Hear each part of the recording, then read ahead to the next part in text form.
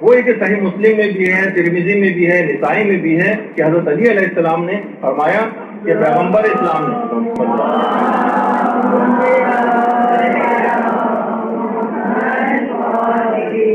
کہ کسی بھی تصویر کو نیست و نابود کیے بغیر مت چھوڑو اور کسی قبر کی بلندی کو مساوی و برابر کیے بغیر مت چھوڑو.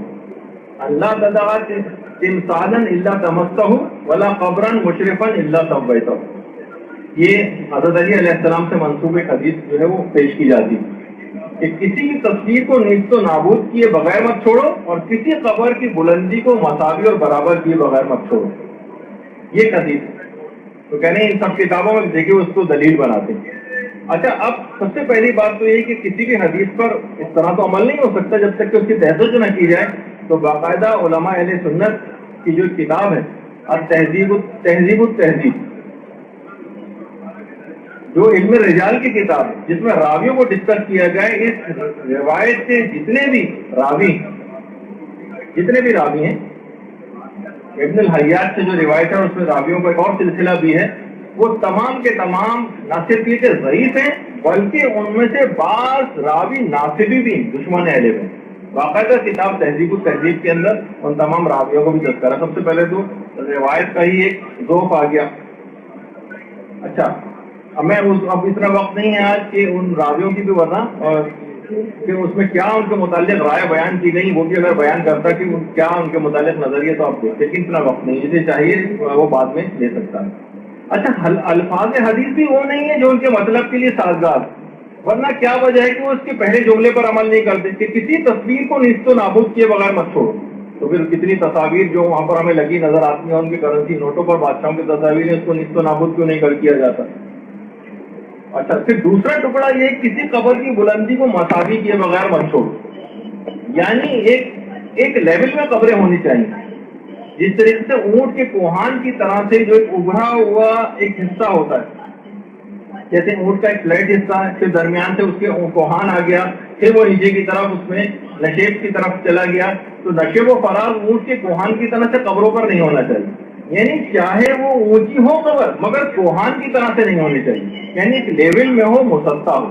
یعنی یہ مفہوم روایت کا. یہ نہیں کہا گیا اس حدیث کے اندر کہ اس قبر کو ڈھا دو، توڑ دو، ورنہ علماء بات فرماتے ہیں کہ ورنہ یہ جملہ آنا چاہیے تھا ولا قبرا مشرفا الا سویتہ بالارض، اس کو زمین کے لیول کے اوپر کر دو. یہ نہیں ہے روایت میں، بلکہ کہ اس کو برابر کر دو. برابر تو اونچی بھی اگر قبر ہے اور اس کے اندر ادار چڑھاؤ ہیں، نشیب و فراز بنے ہوئے، ٹیڑھی میڑھی قبر ہے تو اس کو برابر کرنے کا حکم دیا گیا، نہ کہ ڈھانے کا حکم.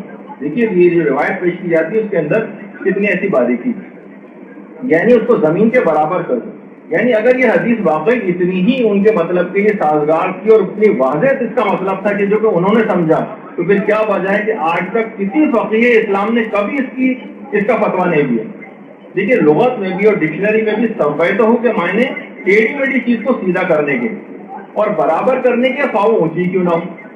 یعنی کہ عثمانوں میں یعنی کہ اونٹ کے کوہان کی طرح سے قبر نہیں ہونی چاہیے.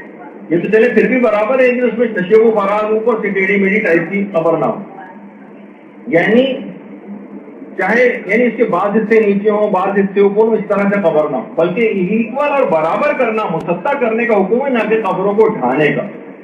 ورنہ جب بھی جو کتاب ہے الفقہ علی المذاہب الاربعہ، جس میں چاروں فقہ امام ابو حنیفہ، شافعی، مالک اور امام احمد بن حنبل کی فقہ جتنے بھی مسائل ہیں ان کے ڈفرینسز لکھے گئے.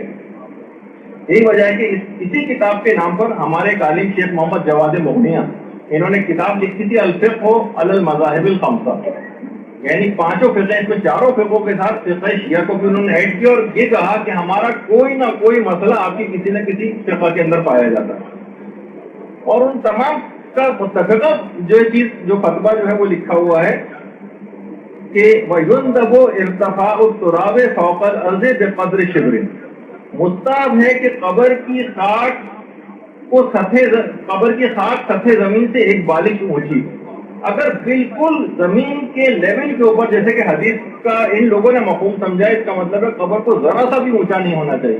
پھر کیا وجہ ہے کہ چاروں فقہ اس بات پر متفق ہیں کہ ایک بالش تو کم سے کم اونچی ہو قبر. اگر بالکل زمین کے لیول کے اوپر قبر کو کرنا تو پھر تو آپ کا مقصد حل نہیں ہوتا اس روایت سے. تو یہ بات اس کے اندر خاص طور پر ہے. ایک اور پھر بات یہ کہ حدیث کا مقصد قبر کو زمین بوس کرنے کے معنوں میں نہیں کہ اس کو زمین بوس کر دو، بلکہ اوپر کا حصہ زمین کی سطح کی طرح سے ہموار اور ایکول کرو. یہ ہے اس حدیث کا مفہوم. اچھا، اگر واقعی یہ مقصد تھا پیغمبر کا تو کیا وجہ ہے کہ پیغمبر اسلام کے اور امیر المومنین کے اور دیگر زمانوں میں یا دیگر چلے تینوں خلفاء کے ادوار میں بھی جو اسلامی ممالک کے بالکل الگ اطلاق جو حاکم تھے اور ان کی فلسطین، شام، مصر، عراق، یمن، اردن اور وہاں کی جتنی بھی سرزمینیں تھیں وہاں پہ انبیاء کی قبریں بنی ہوئی تھیں، وہاں کی عمارتوں کیوں منہدم نہیں کرایا، کیوں ان کی قبروں کو نہیں توڑوایا؟ اچھا، اگر یہ مطلب بھی ہوتا تو پھر یہ قبر کی حد تک یہ بات صرف رہتی کہ صرف قبر کو مسمار کر دیا جاتا تو چلے ہم پھر بھی ان کی فرق کرتے ہوئے اس بات کو اگر مان بھی لیں تب بھی تو پھر یہ ہونا چاہیے تھا روایت کے اندر، جیسے اوپر والی جو ہے جو روایت ابھی ہے بتا پھر یہ ہوتا جیسے روایت میں ہے ولا قبرن مشرفن الا سبیتہ، کسی قبر کو ایکول برابر کیے بغیر مت چھوڑو. اس کے بجائے پھر یہ آنا چاہیے تھا ولا بناءن ولا قبۃ الا سبیتہ، یعنی اس کے اوپر بنی ہوئی جتنی عمارت ہیں اور جتنے گنبد اور قبے ہیں ان کو ڈھا دو. یہ تو کہیں پہ بھی روایت کے اندر نہیں. جو آخری ٹکڑا ہے کہ میں ایک لحاظ سے وہ لکھ دیا جو علماء نے بیان کیا ہے کہ پھر یہ والا جملہ ہونا چاہیے تھا روایت کے اندر. تو پھر ہم مانتے کہ اطراف کی عمارتوں کا اگر ہے بھی روایت کے اندر تذکرہ تو پھر فقط اور فقط قبر کی حد تک ہے. یہ آپ نے گنبد اور جو اس کے اوپر عمارتیں بنی یہ کس دلیل سے گرائی؟ اگر حکم بھی ہے تو فقط قبر کی حد تک ہے. اگر ہم اس کو بھی مان لیں البتہ اس کا بھی وہ مفہوم نہیں جو آپ نے سمجھا. تو بہرحال دیکھیے کہ یہ جو ہے انبیاء اور اولیاء سے جو منسوب جگہ ہیں خدا نے بھی ان کا احترام کیا. کیوں کیا احترام؟ جیسے سورہ بقرہ میں بھی ہے کہ وَاتَّخَذُوا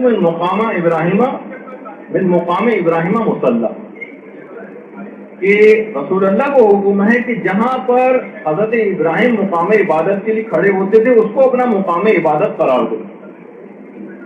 حضرت ابراہیم کہاں کھڑے ہوتے تھے؟ جہاں ان کے قدموں کے نشانات، یہ مقام ابراہیم یہ حضرت ابراہیم علیہ الصلوۃ والسلام کے قدموں کے نشانات ہیں.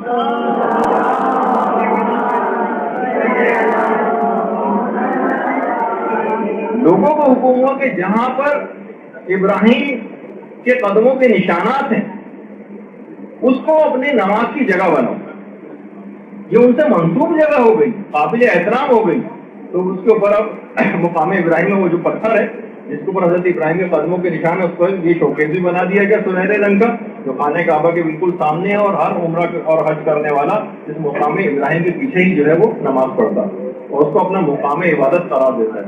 اگر مقام عبادت حضرت ابراہیم کی وجہ سے عزت و احترام کی جگہ بن جاتا ہے تو کیا وہ وجہ ہے کہ اسلام جن ہستیوں کی وجہ سے آج قائم ہے، دائم ہے، ان کے مدفن اور ان کے قبور کے احترام جو وہ نہیں ہو سکتے؟ آج کی کیا دلیل ہے آپ کے پاس؟